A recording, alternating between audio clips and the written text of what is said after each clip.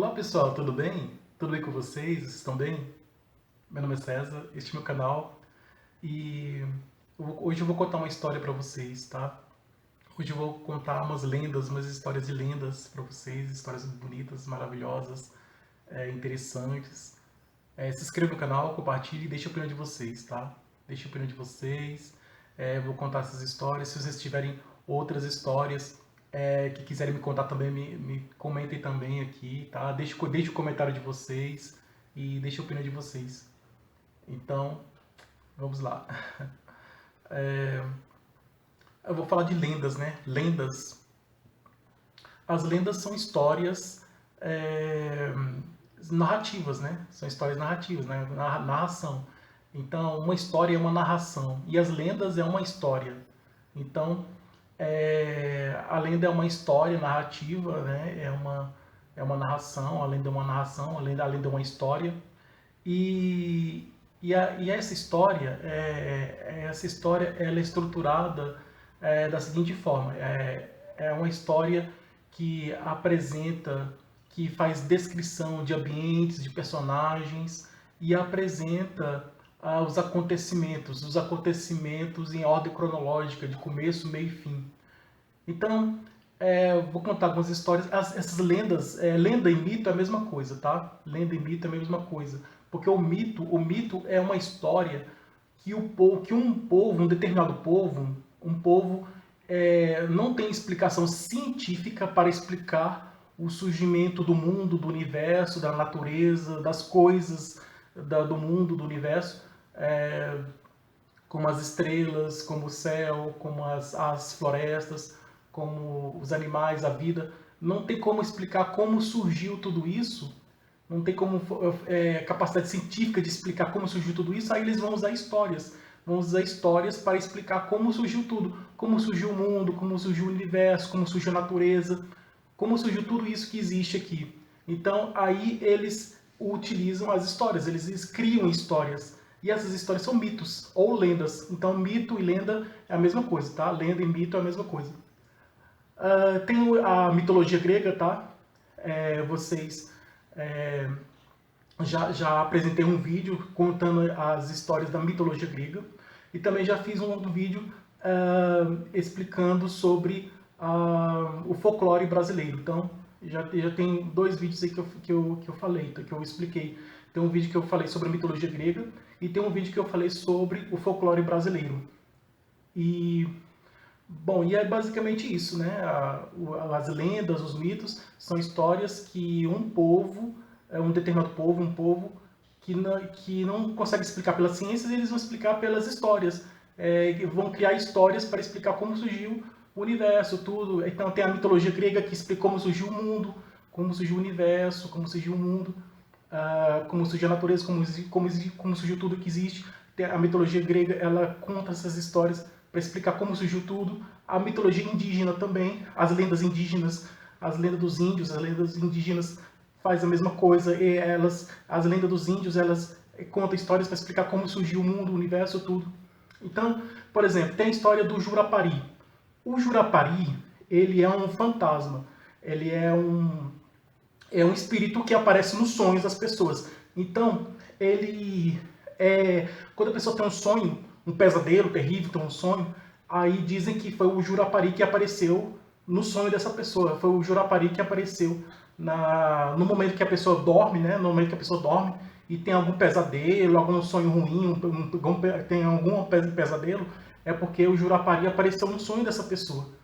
O espírito Jurapari. Então, o Jurapari é um espírito, é um fantasma, um espírito que aparece nos sonhos das pessoas, que aparecem no momento que as pessoas estão dormindo, que as pessoas sonham. Então ele aparece no sonho das pessoas, principalmente quando as pessoas têm pesadelos, assim. Esse é o Jurapari. O lobisomem é aquele homem que se transforma em lobo, né? É o lobo. É um homem que se transforma em lobo e aí vira o lobisomem, né? Todo mundo conhece a história do lobisomem. Homem que se transforma em lobo.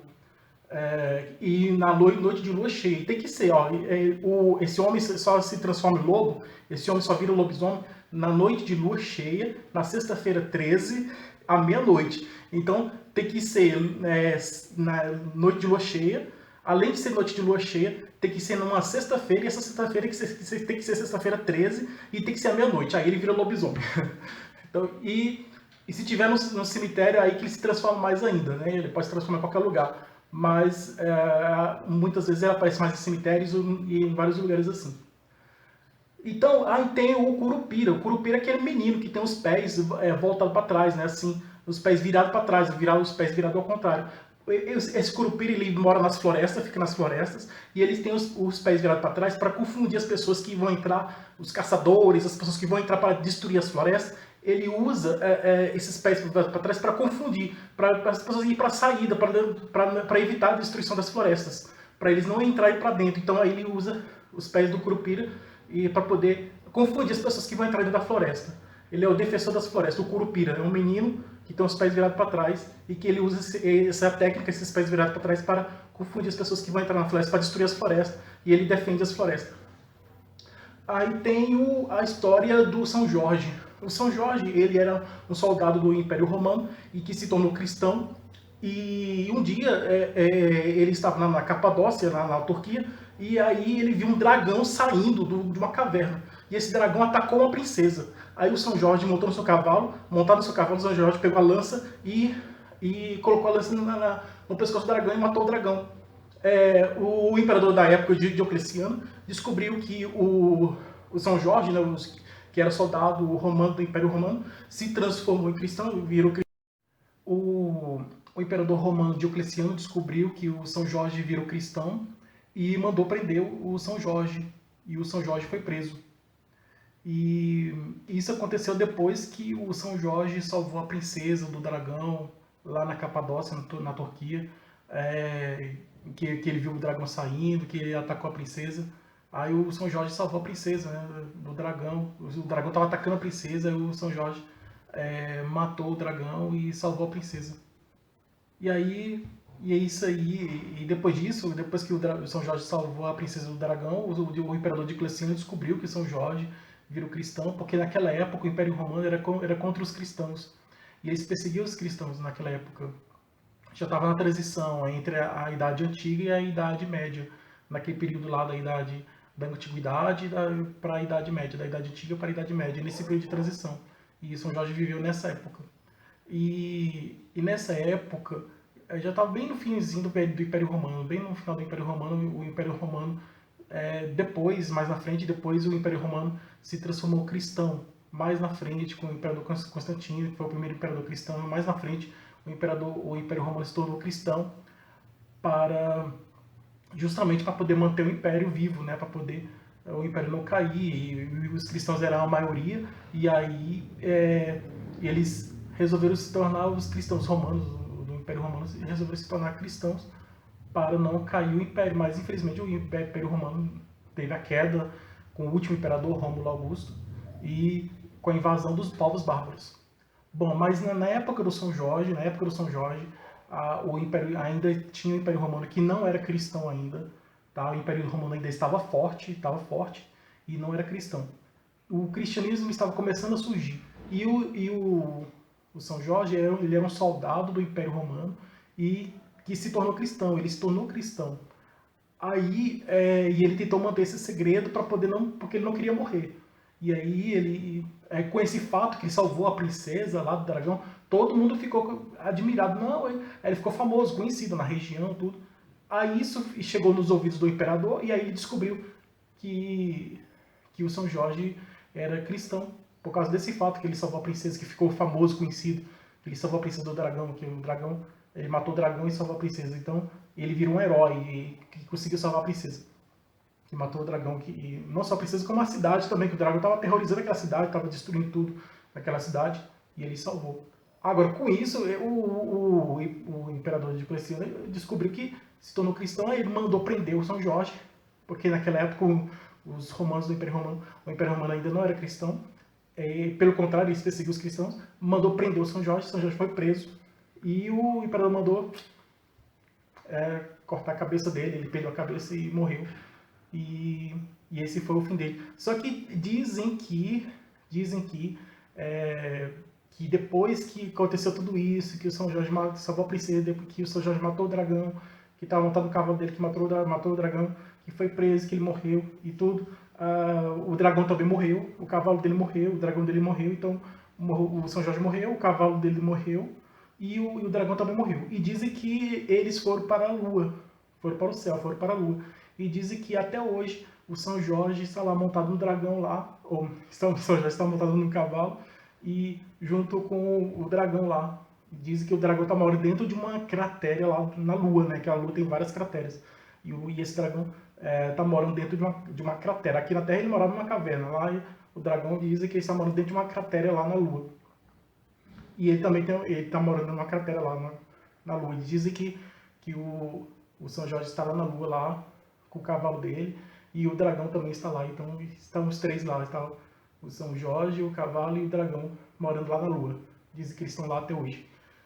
Bom, essa é uma história, uma lenda.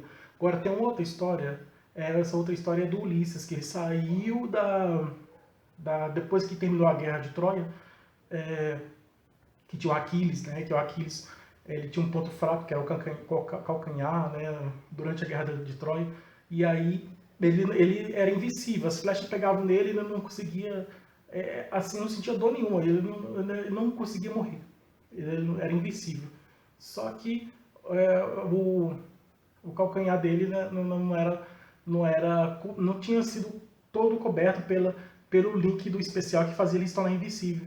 Ficou um pedaço do calcanhar e descobriram que é o ponto fraco do Aquiles, o calcanhar, e aí os inimigos lá, os troianos lá, atiraram a flecha no calcanhar e ele caiu e morreu. Caiu, bateu a cabeça e morreu. Atingiu o ponto fraco do Aquiles. Todos tinham um ponto fraco, né? Até o Hércules também, que tinha um ponto fraco. O Hércules, assim como o São Jorge, o Hércules também enfrentou um dragão grande, gigante, um dragão de várias cabeças, assim, e o Hércules ele enfrentou e matou esse dragão. Só que esse dragão era um dragão gigante, era maior que o dragão de São Jorge, era um dragão gigante, grande, tinha várias cabeças, tinha muitas cabeças, e o São Jorge, com o braço dele, conseguiu matar o dragão lá na Grécia, o Hércules, né? O Hércules conseguiu matar o dragão com a força dele, conseguiu matar o dragão, acabar com o dragão. O Ulisses, ele acabou a Guerra de Troia, ele voltar para a cidade dele, lá, né? O Odisseu Ulisses, e ele encontrou uma ilha, né? No mar Mediterrâneo, no caminho do mar Mediterrâneo, encontrou uma ilha. E ele entrou nessa ilha, e nessa ilha era a ilha dos Ciclopes, então eram gigantes grandes que tinham um olho na testa, só um olho na testa. E eles estavam dormindo, esses gigantes, eram mais ou menos 4 ou 5 gigantes grandes, estavam lá dormindo, deitados, dormindo, estavam dentro de uma caverna lá dormindo. O Ulisses chegou e devagarzinho, eu não queria acordar eles, mas ele acabou fazendo barulho lá, tropeçou na pedra lá e a pedra fez barulho lá, ele fez um barulho lá sem querer, fez um barulho e acordou um gigante, um desses gigantes. E ele era grande, estava dormindo, acordou. Abriu o olho, acordou e ele perguntou quem me acordou, e ficou bravo, estava bravo o gigante lá, né? E aí ele viu o Ulisses lá, né? E ele perguntou quem era você? Você é um invasor, está invadindo minha casa, quem é você? Aí o gigante Ciclope, que é aquele gigante, aquele monstro gigante que tem um olho na testa, só um olho na testa, perguntou quem era ele, quem é você? Aí o Ulisses falou, eu sou ninguém. Aí perguntou qual é o... Aí o gigante Ciclope, aquele monstro gigante que tem um olho na testa, né? Que tem um olho na testa, né? Só um olho na testa. Então aquele gigante que tem só um olho na testa perguntou para o Ulisses quem era ele. Aí ele perguntou o nome dele. Aí o gigante acordou, o Ulisses fez um barulho, né? Lá, tropeçou na pedra lá e a pedra fez barulho, ele fez um barulho, sem querer ele fez um barulho, aí acordou o gigante. Aí o gigante acordou e aí ele perguntou quem me acordou, e aí ele olhou para um lado, olhou para o outro, não viu ninguém, e aí olhou para baixo, que ele era gigante, né? E aí olhou para baixo e viu aquele homem pequeno. Aí ele perguntou, quem é você? Aí ele não respondeu nada. Aí o Ulisses não respondeu nada. Aí ele perguntou de novo, qual era o seu nome? O monstro gigante Ciclope perguntou qual era o nome dele. Aí ele perguntou, qual é o seu nome? Aí o Ciclope perguntou para o Ulisses qual era o nome dele. Aí ele perguntou, qual é o seu nome? E aí o Ulisses respondeu, meu nome é ninguém.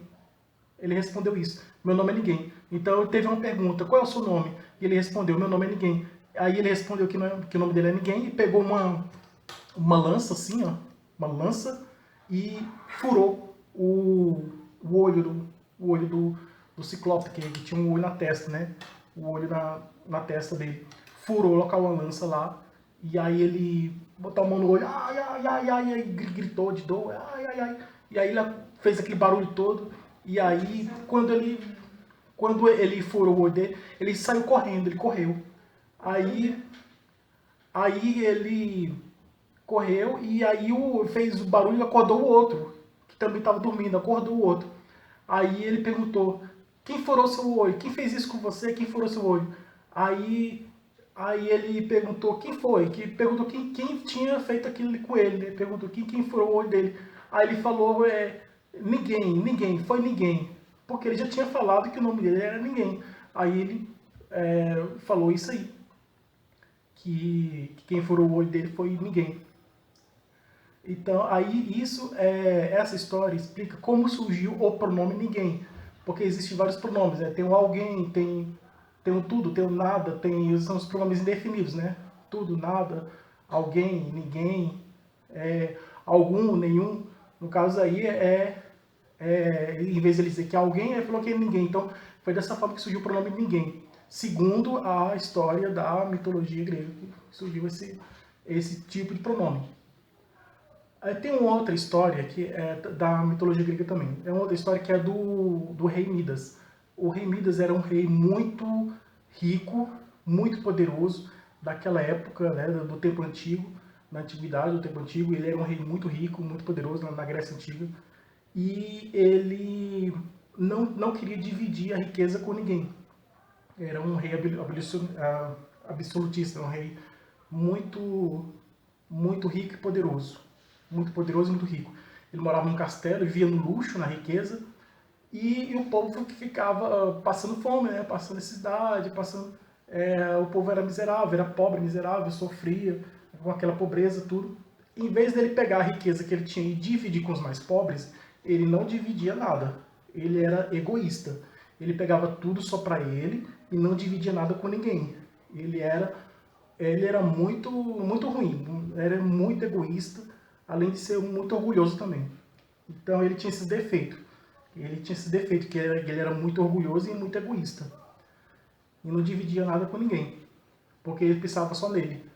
E era assim, além de ser ambicioso, né? Ele era ambicioso, orgulhoso e egoísta. Aí, como ele tinha tudo do bom e do melhor, e ele queria mais e mais e mais. Ele era um rei muito ambicioso e corrupto também. Ele era corrupto, né? Fazia corrupção, roubava também e tal. Cobrava imposto caro do povo. O povo não tinha nem o que comer, o povo não tinha nem o que comer, tinha que pagar imposto caro pro rei. E aí cobrava imposto muito caro.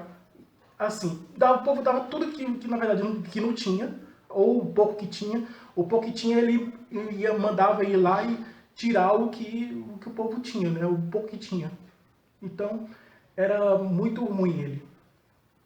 Aí o que acontece? Enquanto que ele vivia no luxo, na riqueza, e o povo ficava na pobreza, na miséria, no sofrimento, aí esse rei, ele fez uma oração para Deus, para um Deus, que pediu para que ele ficasse mais rico. Ele já era rico e queria ficar mais rico ainda. Aí, o que aconteceu? Esse Deus, ele falou assim para ele o seguinte, você tem a riqueza, você tem tudo o que você precisa para sobreviver. Você tem roupa, você tem comida, você tem as melhores roupas do mundo, você tem a melhor comida do mundo, você tem a melhor casa do mundo para você morar, você tem a melhor cama do mundo para você dormir, você tem os melhores livros do mundo para você estudar, você tem a melhor saúde do mundo, os melhores médicos do mundo, você tem tudo, tudo, tudo do bom e do melhor. E aí, e o povo que não tem nada, você tem que pensar no povo, que o povo não tem nada, você tem que pensar no próximo, no povo. E aí, não quero saber do povo. Eu sou rei, eu sou rico, eu sou poderoso, e o povo que se dane para lá. E eu não queria saber do povo. Então, e aí o povo ficava sofrendo naquela pobreza, né? Naquele sofrimento, aquela dificuldade de pobreza. passando fome, e ele lá, rico lá, tinha um banquete lá, das melhores comidas do mundo, não dividia nada com ninguém. Chegava algum pobre lá perto, ele mandava ir embora. E aí já mandava tirar e sair de perto. O que aconteceu? Aí ele fez essa oração, esse pedido para esse Deus. Ele, em vez de conceder mais riqueza para ele, dar mais riqueza para ele, ele fez o seguinte, deu um castigo nele. Não, eu não vou nem dar nem tirar. O que você já tem, fica. Só que é o seguinte, você vai sofrer um castigo, vou te dar um castigo. Tudo que você tocar vai virar ouro. Tudo que você tocar vai virar ouro. E realmente, tudo, a partir desse momento, a partir desse dia, tudo que ele tocava virava ouro. Tocava na colher, virava ouro. Tocava num prato, virava ouro. Tocava no copo, virava ouro. Tocava na janela, virava ouro. Tocava na porta, virava ouro. Tudo. Na mesa, tocava na mesa, a mesa virava ouro. Tocava na cadeira, a cadeira virava ouro. Tudo. Tudo que tocava virava ouro. Aí ele começou a sentir depressão. Começou a ficar deprimido.